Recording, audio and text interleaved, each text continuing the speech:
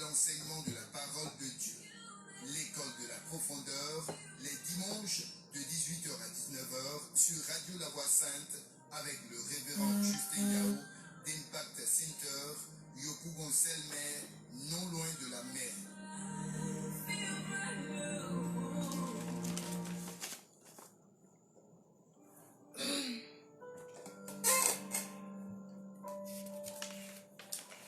Mesdames et messieurs, chers auditeurs de Radio La Voix Sainte, recevez en cet après-midi toutes nos salutations les plus chaleureuses, distinguées. Et nous espérons que vous vous portez excellemment bien ce dimanche. J'espère également que vos différents cultes se sont très bien passés. Vous êtes à votre émission, l'école de la profondeur. Et qui dit école de la profondeur parle de cette lucarne qui éclairera volontaire sur bien de sujets nous concernant, et cela se fera donc à la lumière de la parole de Dieu. Et donc, qui parle encore d'école de la profondeur, on fait allusion tout de go à un fervent serviteur de l'Éternel, à la personne du révérend Justin Yao, qui va nous entretenir sur un sujet assez accrocheur, en finir définitivement avec les autels d'affliction.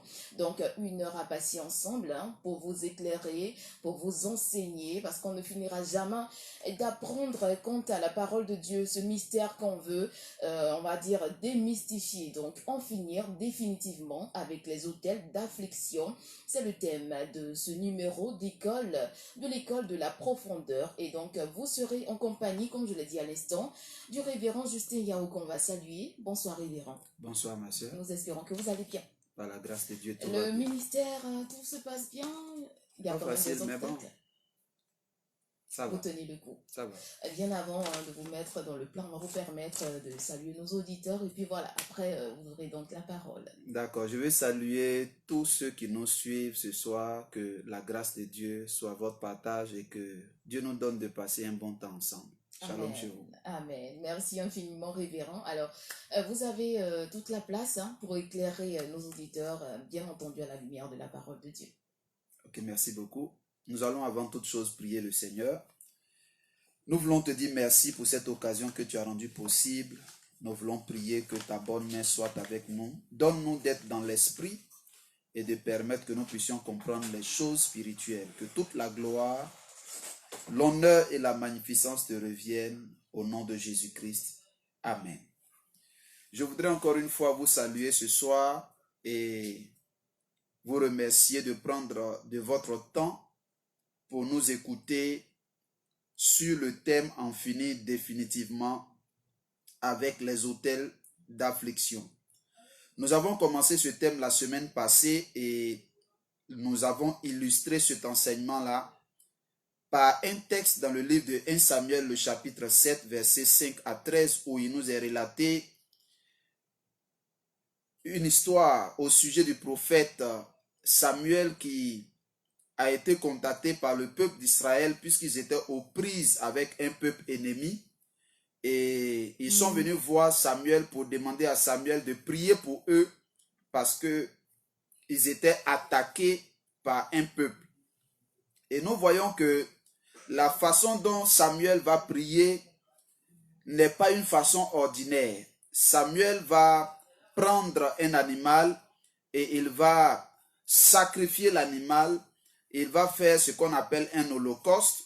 Et c'est après avoir fait cela qu'il va invoquer l'Éternel. Et la Bible nous dit que pendant qu'il était en train de faire ce sacrifice, Dieu a commencé à agir dans le camp adverse. Et nous avons utilisé cette histoire pour montrer un peu ce que c'était que les autels. Parce que ce qu'il faut savoir, c'est que les autels se bâtissent dans les deux camps. Les autels se bâtissent que ce soit dans le camp de Dieu ou du peuple de Dieu, mais ça peut aussi se bâtir dans le camp adverse, c'est-à-dire chez les adversaires et les ennemis du peuple de Dieu. Et notre sujet parle des autels d'affliction, ça veut dire des autels qui sont bâtis par des personnes qui ne sont pas du camp du peuple de Dieu, mais qui ont pour but de pouvoir faire du mal à tous ceux. Alors, La dernière fois, nous avons aussi utilisé le texte de Ésaïe, le chapitre 57, verset 1, où Dieu parle et Dieu dit, le juste périt. Beaucoup de personnes pensent que parce qu'on est chrétien, nous sommes automatiquement exempts de beaucoup de difficultés. Je veux vous dire que ce n'est pas vrai. C'est justement parce que nous sommes chrétiens que nous allons devenir la cible de plusieurs esprits, de plusieurs attaques. Et malheureusement, la cause de certaines de ces attaques-là, ce sont les autels d'affliction que nous sommes en train d'étudier présentement. Nous avons commencé par donner une définition sur laquelle je vais revenir brièvement et nous allons entrer dans le vif du sujet. Aujourd'hui, nous allons expliquer la raison pour laquelle les gens bâtissent des autels d'affliction. Nous allons parler du but des autels et puis nous allons terminer par quels sont les signes qui montrent que quelqu'un est victime d'un autel d'affliction. Dans un premier temps, il est important de comprendre que un autel d'affliction, ou bien si vous voulez de façon générale un autel, c'est un lieu à partir duquel des esprits sont envoyés. Donc l'autel d'affliction ou bien l'autel maléfique est un lieu à partir duquel des esprits maléfiques sont envoyés en mission. L'autel est ce que la Bible appelle haut lieu. Donc nous devons comprendre que dans la Bible, il y a l'expression haut lieu. Et l'expression haut lieu parle des autels. L'autel aussi, c'est un lieu de connexion entre les hommes et les esprits. Quand les hommes veulent entrer en contact avec les esprits, c'est à partir d'un autel que cela se passe. Donc l'autel est la porte pour pouvoir accéder au monde spirituel. Vous vous souvenez que quand Salomon est venu sur le trône, l'une des premières actions qu'il a posées, c'est qu'il est allé à Gabaon, qui était le principal des hauts lieux. Et c'est là-bas qu'il est allé et il a offert 1000 holocaustes. Et la Bible nous dit que dans la même nuit, Dieu est descendu dans son rêve pour lui poser la question, qu'est-ce que tu veux que je fasse pour toi? Donc, Salomon étant venu sur le trône, avait compris la nécessité de contacter la divinité. Il avait compris la nécessité d'entrer en alliance avec Dieu. Et pour ce faire, il est parti pour bâtir 1000 autels, 1000 holocaustes. Donc, voyez que c'est une affaire très, très sérieuse. C'est une affaire très, très importante. Et en tant qu'enfant de Dieu, nous devons comprendre la valeur des autels ou bien la place des autels dans le culte. L'autel, pour terminer, c'est un lieu d'invocation des esprits. Je parle comme ça de façon générale parce que, comme je l'ai dit, l'autel n'est pas que pour les chrétiens. Des chrétiens peuvent bâtir des autels. Dans la Bible, nous avons nos patriarches qui ont bâti des autels, mais en dehors de nos patriarches, il y a aussi des personnes qui ne sont pas du peuple de Dieu, mais qui connaissent le principe des autels et qui bâtissent des autels plutôt pour affliger ou bien pour faire du mal. Alors, qui sont ceux qui sont habilités à bâtir des autels? Premièrement, ce sont ceux qu'on appelle les sacrificateurs. Les sacrificateurs sont des personnes du peuple, mais qui ont reçu mandat, qui ont reçu la mission de la part de Dieu pour pouvoir ériger des autels qui vont être des lieux de sacrifice, des lieux d'invocation ou bien des lieux d'alliance avec la divinité. Donc, ce sont aussi ceux qui maîtrisent les rouages du monde spirituel qui sont habilités à bâtir des autels. Je parle aussi de ceux qui ont reçu de Dieu autorité ou bien mandat spécifique de la part de Dieu pour le faire. Je continue de préciser que vous savez avec moi que le monde spirituel a, on va dire, un protocole, une façon de faire. Et le diable qui était avec Dieu sait comment le monde spirituel fonctionne. Donc lui aussi, il a établi son royaume parallèlement au royaume de Dieu. Et il ne fait que copier ce qui se passe dans le royaume de Dieu. Il fait la même chose, seulement que les divinités ou bien les entités qui sont invoquées sont des divinités ou bien des entités qui ne sont pas du royaume de Dieu. Voyez par exemple, Élie le prophète avait comme ça décidé qu'on allait savoir qui était de Dieu. Et il a appelé, il a convoqué les prophètes de Baal. Et il leur a dit, aujourd'hui on saura de vous et moi qui est véritablement serviteur de Dieu. Et Élie va demander au prophète de Baal de sacrifier un taureau. Lui aussi, il a fait la même chose. Donc, les deux catégories de prophètes, bien qu'elles n'étant pas au service de la même divinité, ont procédé de la même manière. Ils ont égorgé des taureaux et puis ils ont invoqué leur divinité. La seule différence a été qu'Élie a invoqué l'Éternel et les prophètes de Baal ont invoqué Baal. C'est pour vous dire que de l'autre côté, les gens savent ce qu'il faut faire pour entrer en contact avec le monde spirituel. Quelles sont les raisons pour lesquelles on peut bâtir des autels? Généralement, avant de parler des autels d'affliction, les autels sont bâtis pour bénir la vie de certaines personnes, pour rechercher la faveur de Dieu, pour élever quelqu'un ou bien élever une nation, élever un peuple. On peut bâtir des autels. Mais aussi, il faut comprendre qu'un autel peut être bâti pour détruire la vie de quelqu'un.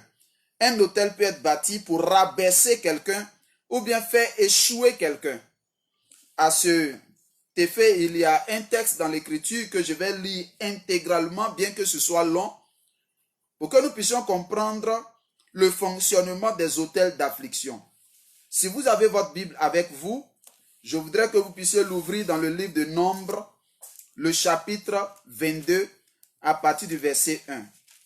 Nombres, chapitre 22, verset 1. Il est dit, les enfants d'Israël partirent et ils campèrent dans les plaines de Moab, au-delà du Jourdain vis-à-vis de Jéricho. Balak, fils de Tsippor, vit tout ce qu'Israël avait fait aux Amoréens. Et Moab fut très effrayé en face d'un peuple aussi nombreux. Et il fut saisi de terreur en face des enfants d'Israël. Moab dit aux anciens de Madian, cette multitude va dévorer tout ce qui nous entoure, comme le bœuf broute la verdure dans les champs. Balak, fils de Tsippor, était alors roi de Moab.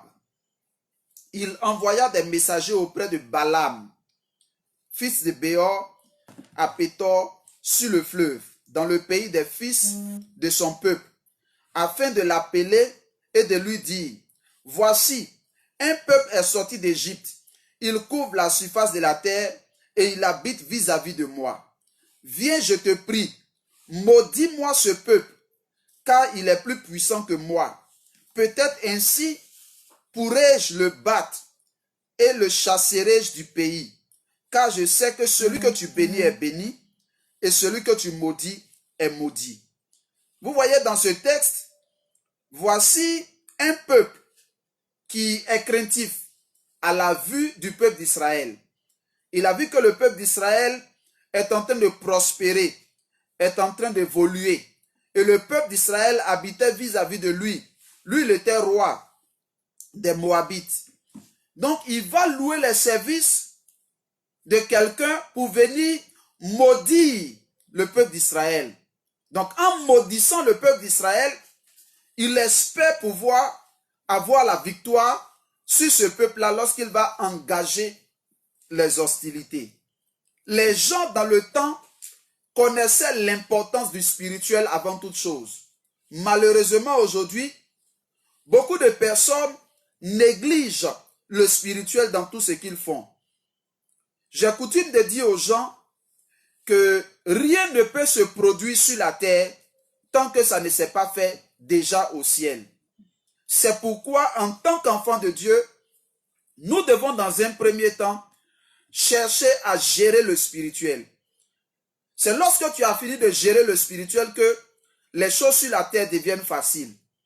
Mais beaucoup de personnes se comportent comme quelqu'un qui a saisi un texte dans l'ordinateur et qui appuie le bouton imprimer. Alors que dans le texte, sur l'ordinateur, il y a une erreur, ils appuient le bouton imprimer, le papier qui sort de l'imprimante sort avec l'erreur. Ils froissent la feuille parce qu'ils ne veulent pas une feuille où il y a l'erreur. Et ils appuient encore le bouton imprimer. La feuille sort avec l'erreur. Ils froissent la feuille, ils appuient encore le bouton imprimer. Alors, si vous voyez quelqu'un qui est en train de se comporter comme ça, vous allez dire que c'est un insensé. Parce que pour pouvoir avoir un papier qui va sortir sans erreur, il faut corriger dans le texte l'erreur. Donc, c'est dans l'ordinateur qu'il faut apporter la correction. Et quand on va appuyer le bouton imprimer, le papier qui va sortir sortira maintenant sortira sans erreur. Alors, ce qui se passe dans l'ordinateur, c'est le monde spirituel. Et ce qui sort de l'imprimante, c'est le monde physique. Tant que vous n'avez pas apporté des corrections, vous n'avez pas agi sur le monde spirituel, ce qui va sortir dans le monde physique ne pourra pas être différent de ce qui se passe dans le monde spirituel. Et aujourd'hui, je vois beaucoup de personnes se battre sur la terre. Ils se battent physiquement. Mais les choses ne peuvent pas marcher parce qu'ils n'ont pas réglé d'abord les choses sur le plan spirituel. Malheureusement, les mystiques savent ces choses. Les gens de l'autre côté savent l'importance du spirituel. Vous voyez un roi qui s'apprête à attaquer Israël. Mais avant d'aller attaquer Israël, il veille à ce que quelqu'un vienne maudire le peuple d'Israël. En maudissant le peuple d'Israël, il espère que ça va affaiblir le peuple d'Israël et quand il va se lever contre Israël, il aura la victoire. Bien-aimé, toi qui m'écoutes ce soir, je vais te poser la question. Est-ce que tu sais combien de personnes se sont levées, sont allées voir des marabouts, sont allées voir des féticheurs, sont allées voir des devins pour juste appeler le malheur sur toi, appeler la malédiction sur toi? Vous savez, avec moi, nous sommes des Africains. Des libations qui se font au village, où on verse de la boisson, on verse de la liqueur, on invoque ton nom. Les gens font les sacrifices, ils invoquent ton nom. Des gens prennent des objets t'appartenant. Vous avez certainement entendu ces histoires, ou bien même vous avez vécu ça. Ou vous êtes parti peut-être au village. Et là-bas, quelqu'un vous a demandé de l'argent. Généralement, il ne demande même pas beaucoup d'argent. Juste une petite pièce de 25.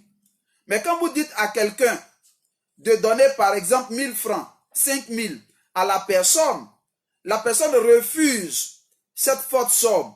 Il dit, il veut juste 25 francs qui viennent de toi. Vous voyez que c'est bizarre. Vous avez certainement déjà entendu ça. Pourquoi? Parce qu'ils ont besoin de quelque chose qui vous appartient, qu'ils vont utiliser sur leur autel d'affliction qu'ils veulent bâtir contre vous.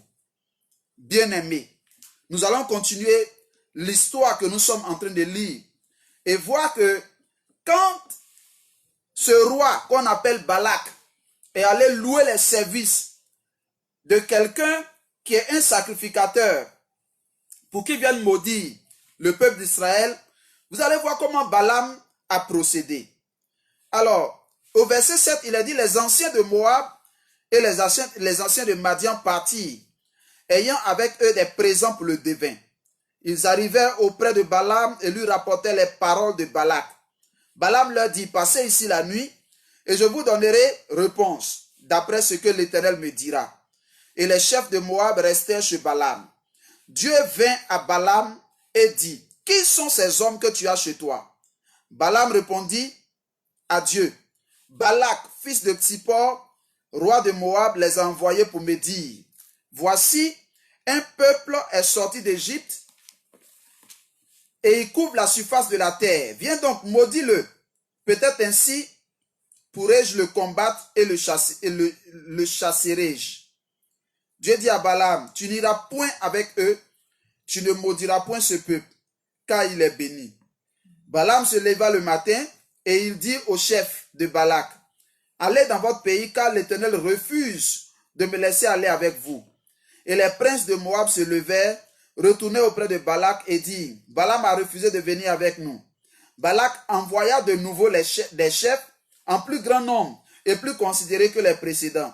Ils arrivèrent auprès de Balaam et lui dirent, ainsi parle Balak, fils de Tsippor, que l'on ne t'empêche pas de venir, que l'on ne t'empêche donc pas de venir vers moi, car je te rendrai beaucoup d'honneur et je ferai tout ce que tu me diras. Viens, je te prie, maudis-moi ce peuple.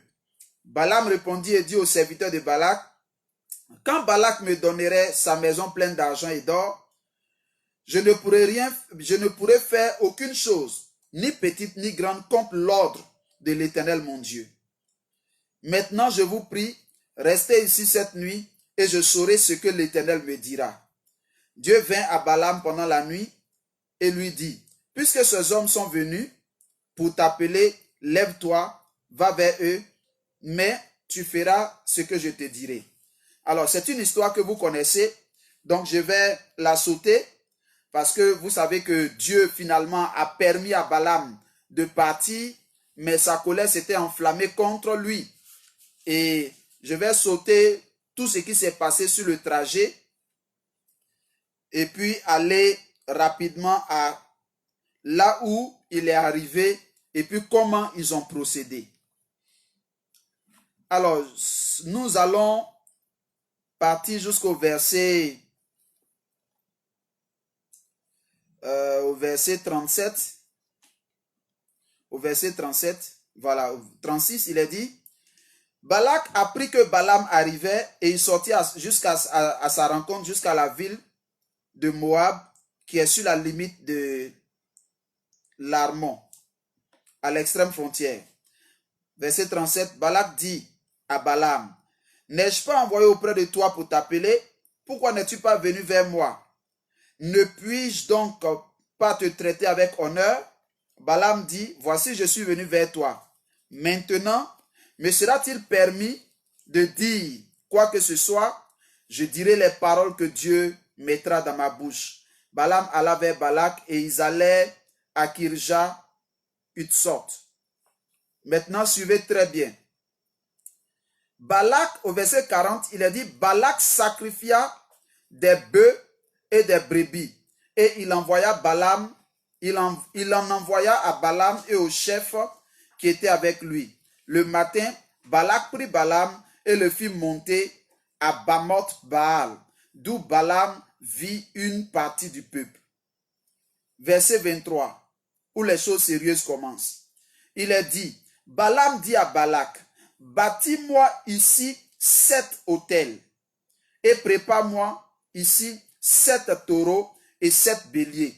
Balak fit ce que Balaam avait dit et Balak et Balaam offrirent un taureau et un bélier sur chaque autel.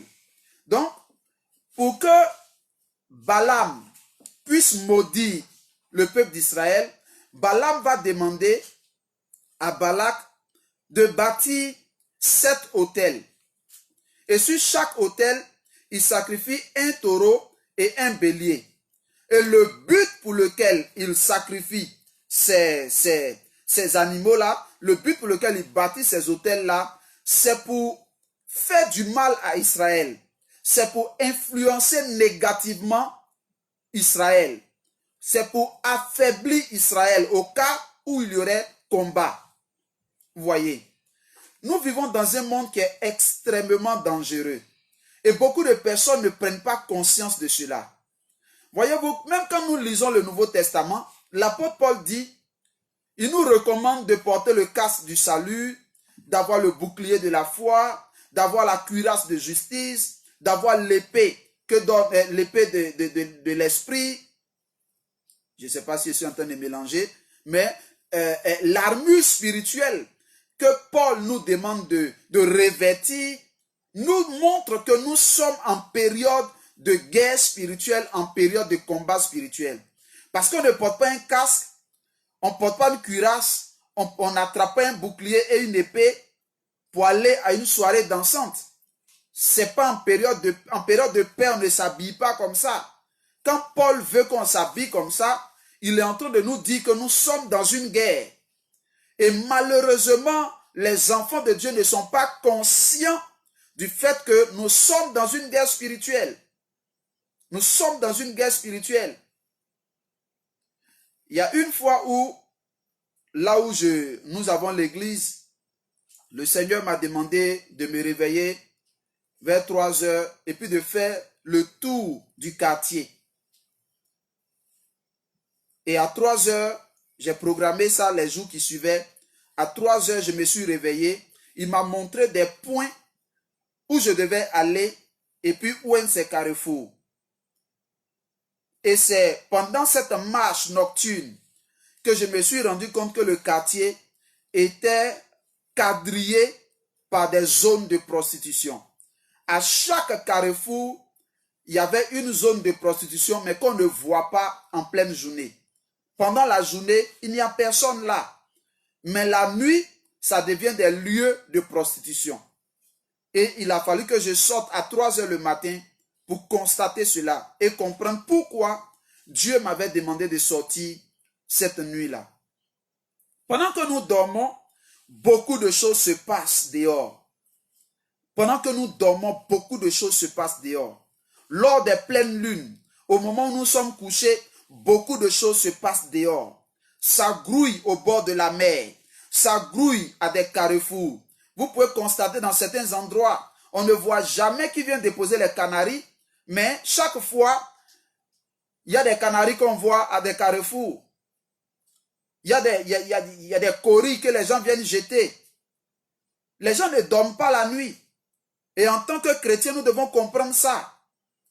Est-ce qu'on sait qu'est-ce que les gens disent sur leurs colas qu'ils viennent jeter, sur leurs œufs qu'ils viennent jeter? Nous, on passe là. On ne se dit absolument rien.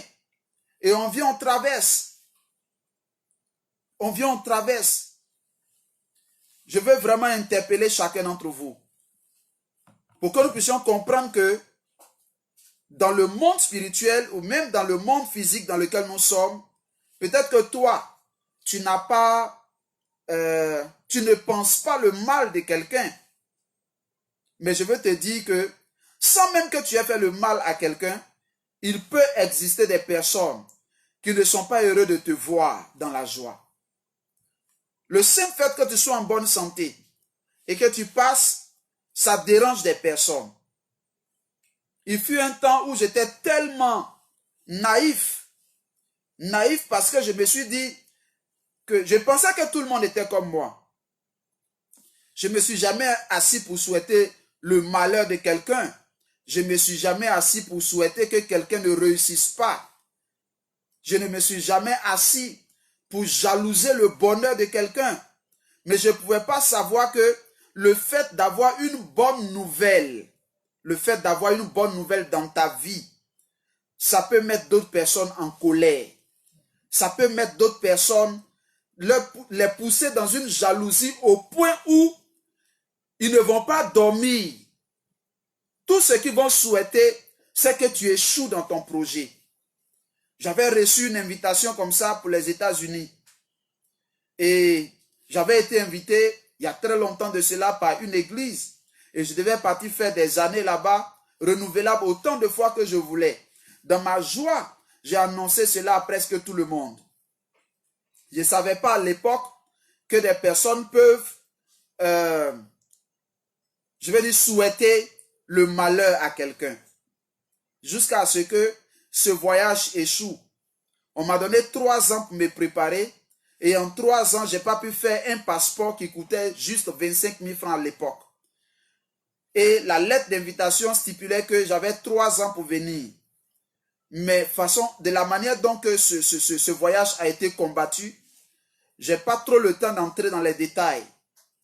Mais ça a été compliqué. Au point où je n'ai pas pu faire le passeport. C'est 3 ans après que Dieu va me donner des révélations et je vais prier et Dieu va décanter la situation. Mes bien-aimés, les hôtels d'affliction existent.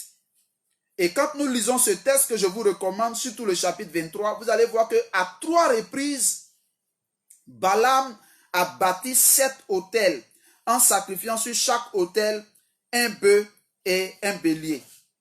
Tout ceci dans le but de maudire le peuple d'Israël. Tu ne sais pas pourquoi les choses ne bougent pas chez toi. Tu ne sais pas pourquoi les choses n'avancent pas chez toi. Tu ne sais pas pourquoi les choses ne réussissent pas chez toi. Ça peut être parce que tu es sous l'influence des hôtels d'affliction. Parce que les gens bâtissent des hôtels pour contacter le monde spirituel. Les gens bâtissent des hôtels pour influencer le progrès dans la vie des gens, pour affliger les gens. Je vais terminer ce soir par les signes qui montrent que quelqu'un est victime d'une attaque provenant des hôtels d'affliction. Premier signe, quand tu constates des tragédies régulières et répétées, tu dois savoir que tu es sous l'influence des hôtels d'affliction. Qu'est-ce que j'appelle tragédie régulière et répétée? Il y a des personnes qui ne tombent jamais malades, mais c'est lorsqu'ils arrivent là où il y a examen, où il doit passer l'examen. Il est parti à l'école pendant 1 an. Là où il doit partir passer l'examen, c'est là qu'il tombe malade. Là où il doit partir passer le concours, c'est là qu'il tombe malade. On m'a parlé de quelqu'un comme ça, il a passé il était en plein examen, il a passé le premier jour, il a passé le deuxième jour, et puis le 3e jour, il doit partir passer une matière importante. Il dort, il se réveille tard, il a oublié qu'il doit continuer. Pour lui, il a fini de composer. C'est quelqu'un qui l'a vu, qui lui a demandé, mais toi, tu fais quoi ici? Là où tes amis sont en train de composer, toi, tu fais quoi ici? Et c'est là il va se rendre compte qu'il devait partir composer. Les tragédies régulières et répétées. Quelqu'un, par exemple, qui fait des accidents successifs. Vous savez que la probabilité pour qu'on fasse des accidents est très rare. Mais quand quelqu'un fait plusieurs accidents, plusieurs fois, il doit comprendre qu'il est sous l'influence des hôtels d'affliction. Les divorces répétés. Tu es une femme, quelqu'un te marie, il te laisse, un autre te prend, il te marie, il te laisse, un autre te prend encore, il te marie, il te laisse. Il faut comprendre qu'il y a un problème quelque part. On pourra accuser peut-être le premier mari d'avoir été mauvais, mais on ne va pas accuser tous les maris d'être mauvais. Deuxième signe, les bénédictions reportées ou bien retardées. Chaque fois que tu entends une bonne nouvelle et que la nouvelle semble vouloir s'accomplir au moment où c'est proche, il y a comme un décalage. Tu dois comprendre qu'il y a un problème. Quand ça ne se passe pas une fois, ça ne se passe pas 2 fois, mais ça se passe plusieurs fois, tu dois savoir qu'il y a un problème et tu dois chercher à régler cela. Troisième signe, les maladies obligatoires et périodiques. Il y a des gens, il y a une période de l'année, ils doivent tomber malades. C'est répétitif. Ça doit forcément se faire. Si tu vis des choses comme ça, comprends que tu es sous l'influence des hôtels d'affliction. J'ai le témoignage d'une sœur. Cette sœur-là, sa grand-mère est décédée du cancer du sein. Sa mère aussi est décédée du cancer du sein. Pour éviter qu'elle ait le cancer du sein aussi, parce qu'elle sentait que ça allait lui arriver, elle s'est fait opérer, elle a coupé ses seins. Malgré ça, elle est morte de cancer. Malgré le fait qu'elle n'avait plus de seins.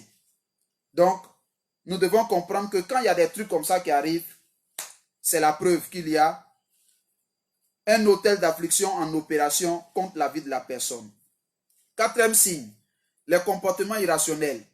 Quand dans la vie, dans une famille, par exemple, la plupart des enfants sont des gangsters. c'est eux qui agressent les gens, c'est eux qui piquent les gens avec les couteaux, c'est eux qui ne réussissent pas, ils apportent des problèmes, leur comportement n'est pas normal. Nous devons comprendre que il y a un autel qui est en train d'affliger cette famille-là.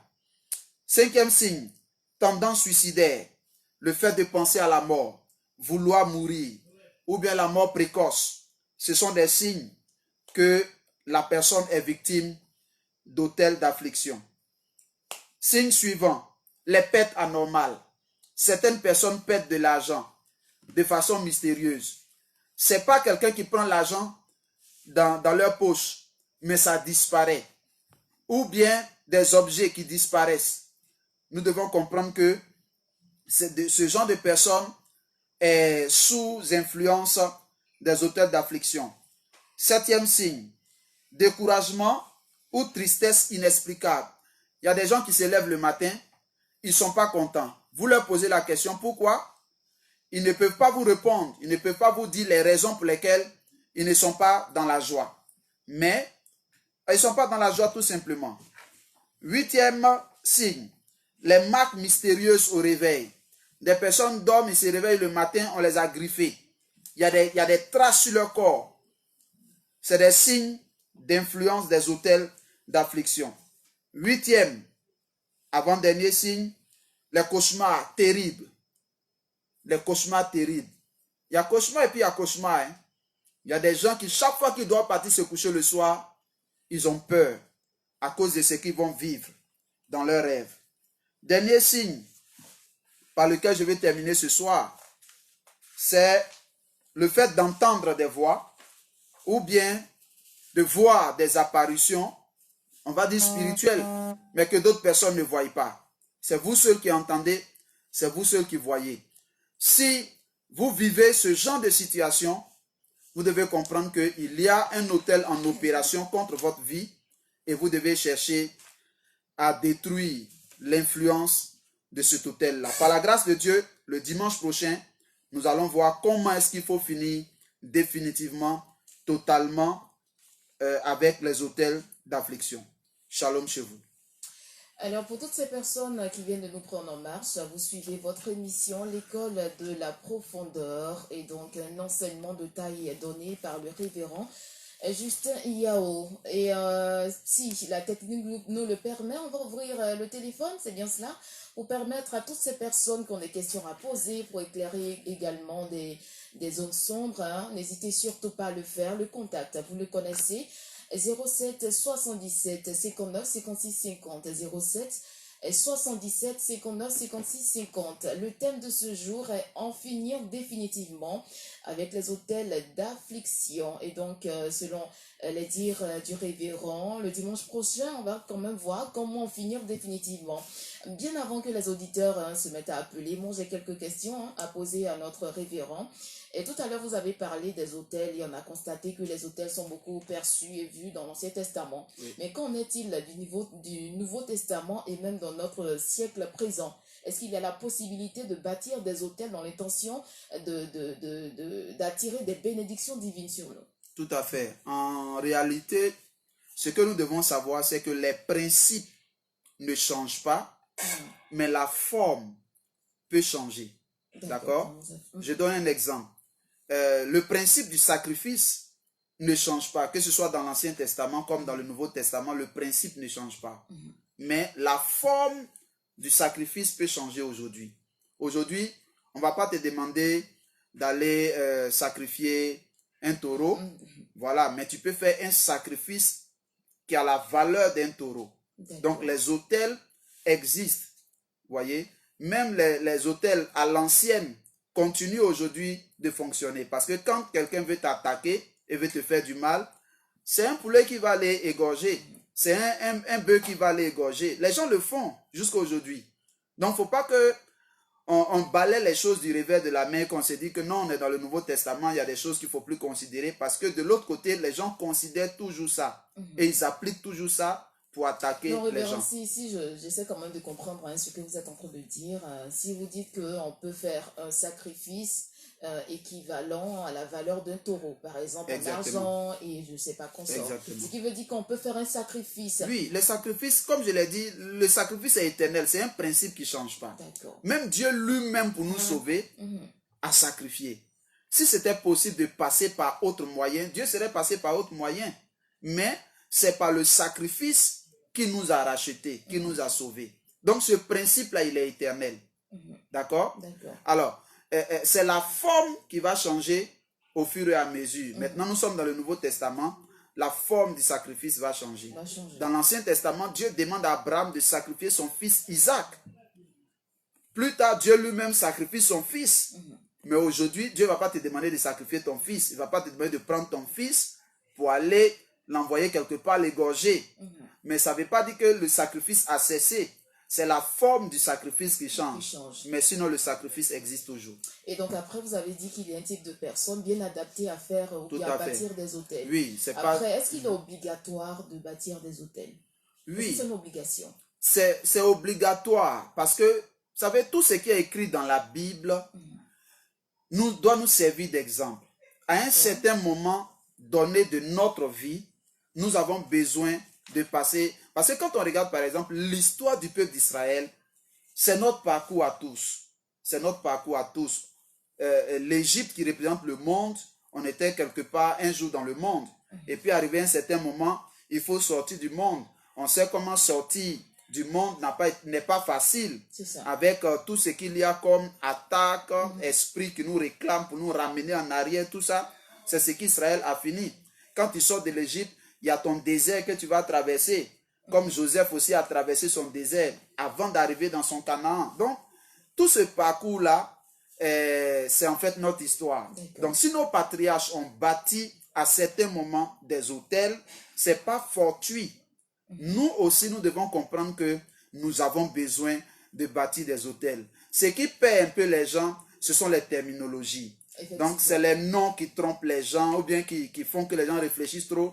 Mais ailleurs, d'autres peuvent appeler ça offrande sacrificielle, d'autres peuvent appeler ça sacrifice, d'autres peuvent appeler ça autel, mais c'est le même concept en fait. D'accord, d'accord. Alors, je prends l'exemple de nos parents ignorants dans le temps qui ont aussi bâti des hôtels dans l'intention d'attirer la bénédiction, la protection sur leurs enfants. Et après, ces hôtels bâtis là vont avoir des impacts négatifs même sur la vie de leurs enfants. Oui. La raison, elle est toute simple. Hein. Généralement, quand les parents vont bâtir ces hôtels-là, chaque hôtel qui est bâti, il y a en fait des clauses. C'est comme un contrat. Alors, le parent qui bâtit l'hôtel promet quelque chose aux entités qui vont être mises en mouvement. Quand le parent vit et qu'il respecte toutes les clauses, il n'y a pas de problème. Mais il se trouve que, arrivé un moment, les parents ne sont plus là. Et puis les entités ont été, on va dire, mis en mouvement, mais ils ne reçoivent plus ce qu'on leur doit. Alors, ce qui se passe, c'est qu'ils vont eux-mêmes maintenant chercher ce qu'on leur a promis. Et quand c'est comme ça, les descendants de cette lignée-là vont commencer à subir des pertes. Parce que les esprits, comme ce n'est pas souvent des bons esprits, ils vont commencer à se servir en griffes comme on peut. J'ai le témoignage de quelqu'un qui devait, c'est un ancêtre, qui devait bâtir un hôtel. Maintenant, le sacrificateur, voyant que ce parent-là n'avait pas les moyens, il lui dit, bâtis le sacrifice ou bien l'hôtel à crédit. Ta descendance va payer. À leur époque, en tout cas, ils l'ont fait. Et la descendance de ce monsieur-là, ils ont constaté que chaque fois qu'ils sont payés, ils ont de l'argent qui disparaissait. Donc, il a fallu un homme de Dieu pour leur donner la révélation que effectivement, un parent avait bâti un sacrifice à crédit. Vous savez, dans le corps de Christ, il y a prophètes, mais même dans les prophètes, beaucoup ont leur spécificité. Il y a des prophètes qui sont voyants, qui sont capables de vous dire des choses qui sont passées 300 ans dans votre famille que vous-même, vous ne savez pas. Alors, Dieu est tellement Dieu que ces choses-là sont possibles. Donc, c'est quelqu'un comme ça qu'ils ont rencontré qui leur a donné la révélation. Voyez. Et donc, il a fallu briser ce cycle-là pour qu'ils arrêtent de perdre l'argent chaque fois qu'ils ont leur salaire. D'accord, là c'est bien éclairé. Et comme on l'a dit à l'instant, voilà, le dimanche prochain, ça sera donc la suite de ce thème assez alléchant, assez croustillant même, je vais le dire ainsi, on finit définitivement avec les hôtels d'affliction. Là, il est 19h, voilà, 19h passé de 2 minutes. Et donc, c'est la fin de cette émission, n'est-ce pas? On va permettre à nos auditeurs, voilà, de nous appeler. On rappelle le contact, hein, 07 77 59 56 50, 07 77 59 56 50. N'hésitez surtout pas, chers auditeurs, à appeler, à poser des questions à l'homme de Dieu. Vous avez écouté certainement l'enseignement, vous avez des questions à poser, vous avez des lanternes à éclairer. N'hésitez surtout pas, comme quelqu'un pouvait le dire, hein, je ne veux pas dormir ignorant, donc c'est le moment d'en savoir plus. Quant à ce sujet, on finit définitivement avec les hôtels d'affliction. On va permettre à la régie de nous entretenir en musique pendant que, voilà, on va s'entretenir après avec l'homme de Dieu.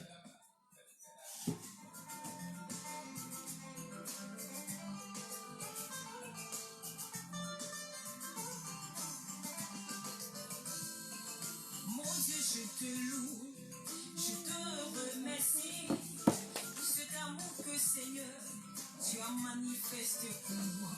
Tu as combattu pour moi, tu m'as rendu plus que vainqueur, tu m'as donné la victoire sur tous mes ennemis. Bénissons Dieu pour tous ses bienfaits. Bénissons Dieu pour tous ses bienfaits dans notre vie.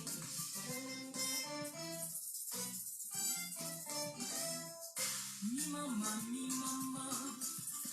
Mi mama, mi nyamye, mi mama, afinya nyawati kwa mami yo. Mi mama, mi mama, mi nyamye, mi mama, afinya nyawati kwa mami yo.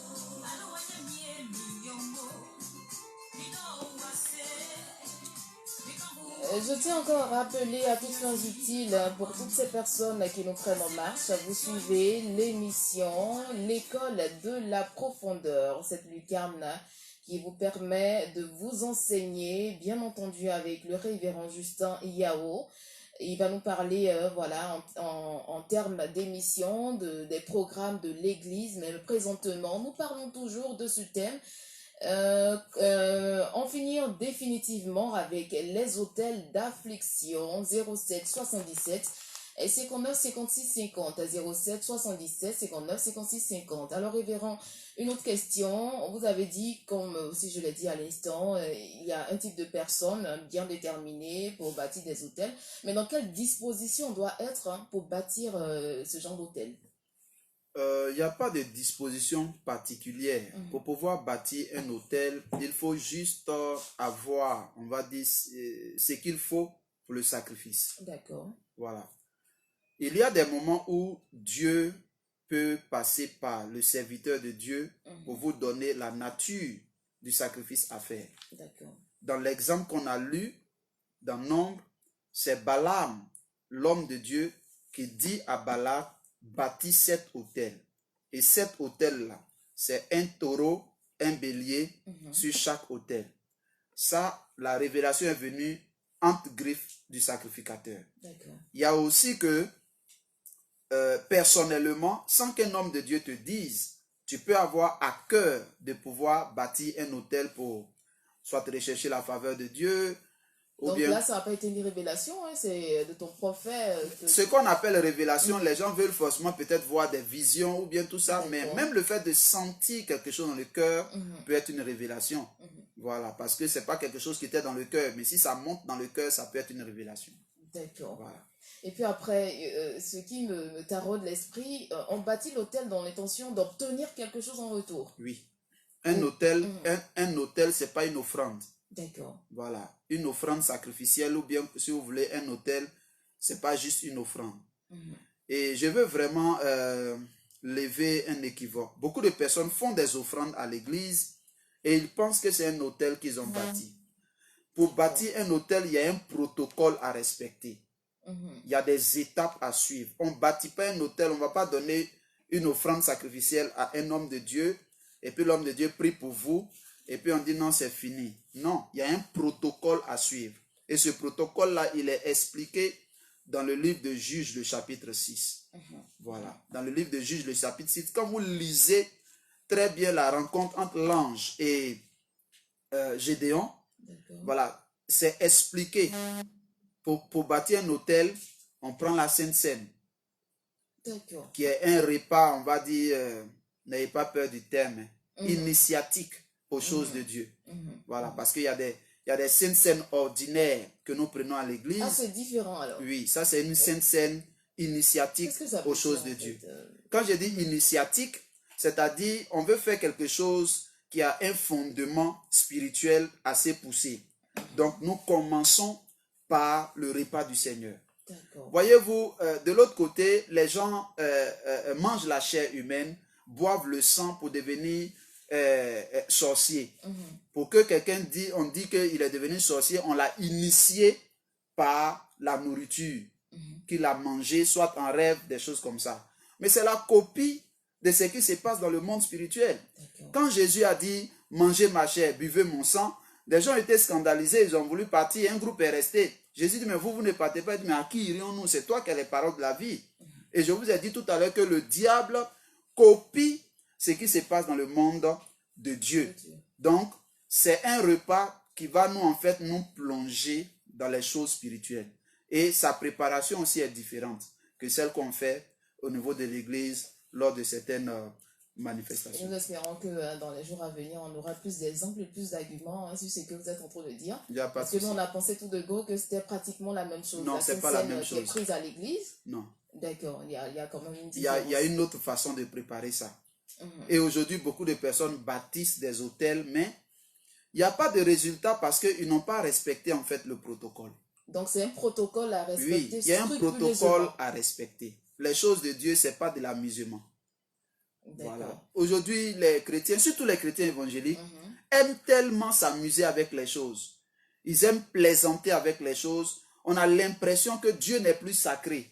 C'est pourquoi, effectivement, on ne voit pas des choses extraordinaires se produire. Vous allez m'excuser, mais moi, je suis allé une fois, j'ai été invité pour prêcher à une retraite spirituelle des catholiques. La façon dont je les ai vus entrer, bon, je ne sais pas si je dois dire dans le temple, c'est ça, non? Oui, ou bien, c'est comme la paroisse. La paroisse. Voilà. Alors, quand on est entré dans la paroisse, d'abord même dans le car, quand on partait, c'était silence. Ok. Silence.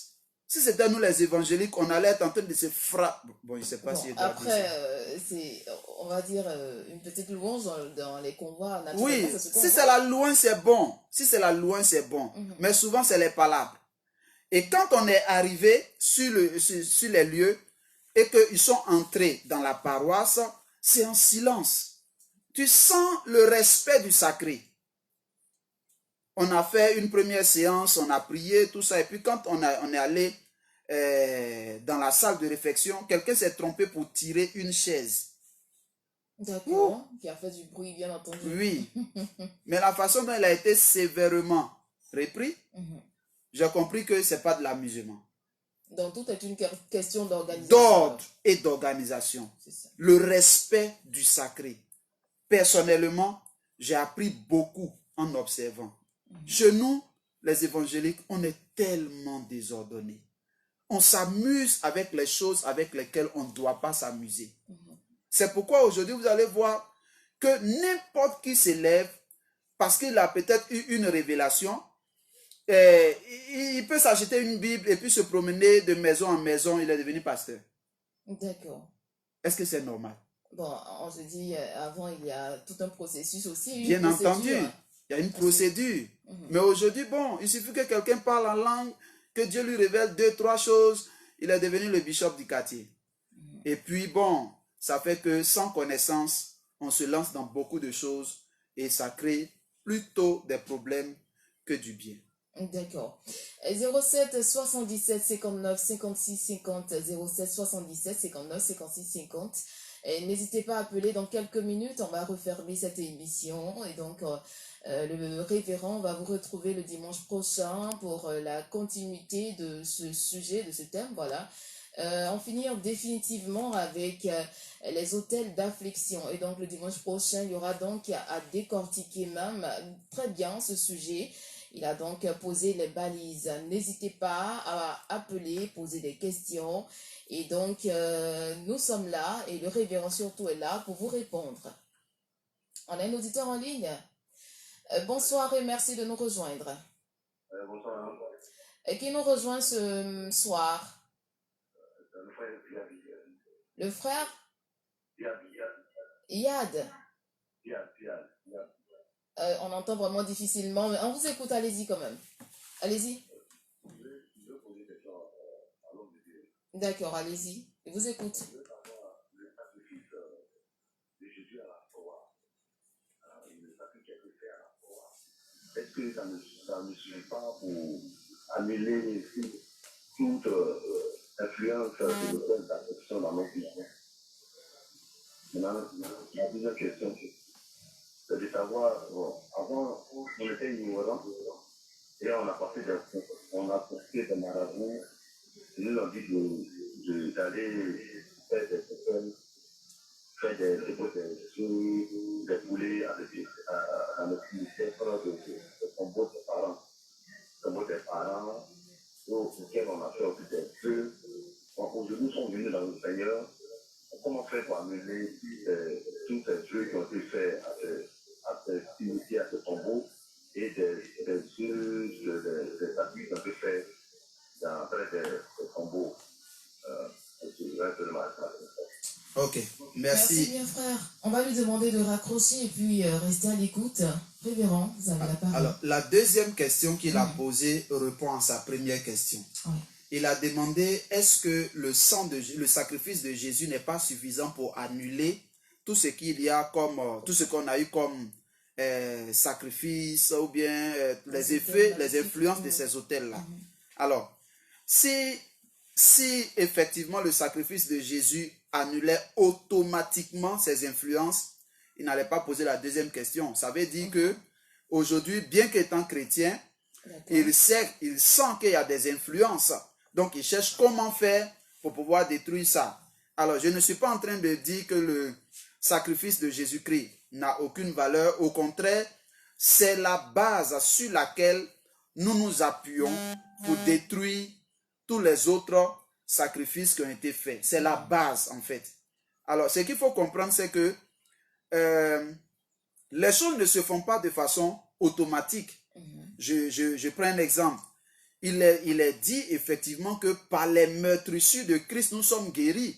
Mais ce n'est pas parce que par les meurtrissures de Christ, nous sommes guéris que automatiquement, quand on devient chrétien, on n'est plus malade, que toutes nos maladies guérissent. Mais pour pouvoir guérir aussi, on s'appuie sur le sacrifice que Christ a fait. On s'appuie sur le sacrifice que Christ a fait pour pouvoir revendiquer notre guérison. C'est la même chose pour détruire les influences des autels. Donc, parce que Christ a fait ce sacrifice, nous nous appuyons sur ça pour revendiquer notre délivrance de ces influences-là. D'accord? Alors, pour pouvoir détruire ou bien les influences, il y a des prières types pour ça. Et le dimanche prochain, nous allons en parler. Parce que la prière, je l'explique, c'est comme un combat de boxe. Il ne suffit pas de lancer les coups de poing, mais il faut que les coups de poing que tu lances puissent atteindre la cible. Quelqu'un peut avoir un problème et puis le problème est dû au fait qu'il a un masque satanique sur son visage. Même si tu pleures, oh Seigneur, fais ceci, tant que tu n'as pas prié pour dire je déchire le masque, ça c'est une prière ciblée. Tant que tu n'as pas déchiré le masque, tu vas toujours être victime de ça. Il faut savoir d'abord qu'il y a un masque. Tout à fait, c'est pourquoi il faut être enseigné. C'est pourquoi il faut être enseigné. Jésus-Christ reproche à une église dans le Nouveau Testament, dans Apocalypse, et cette église-là n'a pas connu les profondeurs de Satan. Aujourd'hui, quand on parle de ces choses, il y a des gens qui disent non, on va chercher à connaître Dieu que de se focaliser sur la délivrance ou bien des choses comme ça. Bon, une telle personne n'a pas reçu le mandat de la délivrance. Mais il y a des personnes à qui Dieu donne le mandat de la délivrance. C'est leur responsabilité d'enseigner le peuple de Dieu sur ces choses-là. Voilà, donc il y a des prières types qui vont aider à pouvoir en finir définitivement. Et c'est ce que nous allons aborder dimanche prochain. Et donc, on espère que le frère a eu réponse à ces questions. Et c'est ici qu'on va mettre un terme à cette émission, mais on va permettre très rapidement, révérend, de nous parler un peu substantiellement des programmes de l'Église. Bien, comme chaque église chrétienne, nous nous retrouvons les dimanches de 8h à 10h30. D'accord. Il faut noter que nous sommes un ministère. Nous ne fonctionnons pas comme une église en tant que telle. Nous sommes un ministère. Nous nous retrouvons aussi les mercredis de 10h à midi ou bien midi 30. Et là, nous avons des cultes axés sur la délivrance. D'accord. Voilà. Donc, ce sont nos deux rencontres dimanche. Mercredi et dimanche. Il y a des moments où on a des veillées de prière les vendredis.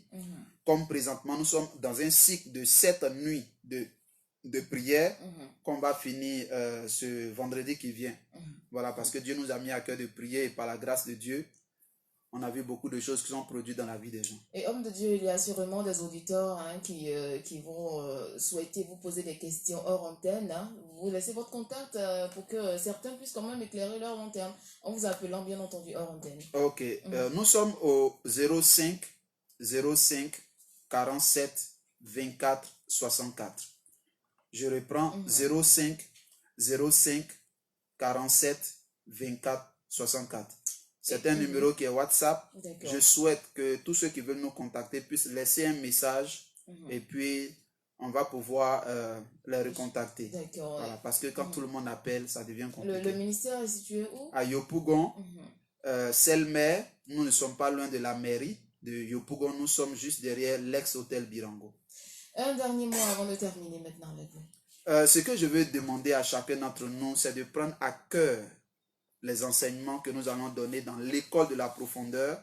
Nous allons dire des choses que souvent vous n'entendez pas dans vos églises. C'est sans prétention aucune et avec beaucoup de modestie que nous voulons vous dire que par la grâce de Dieu, nous voulons vous enseigner sur des choses qui sont importantes. Vous savez, sans délivrance, vous ne pouvez pas jouir de l'héritage en Christ. Donc, il faut commencer par la délivrance. Et alors, vous allez pouvoir expérimenter l'héritage que Dieu vous a promis. Que Dieu vous bénisse. Amen. Et que sa paix demeure avec vous. Et l'école de la profondeur de ce dimanche 18 avril 2021 est terminée. Rendez-vous est pris pour le dimanche prochain pour la continuité de ce thème, en finir définitivement avec les hôtels d'affliction, toujours à la même heure, 18h, la même fréquence, 88.3 FM, le même homme de Dieu, révérend Justin Yao. Merci de nous avoir prêté votre attention et puis excellente soirée sur la chaîne de la Rédemption. Ah bon? Merci. Je vous en prie, merci à vous. Monsieur Linandé est venu?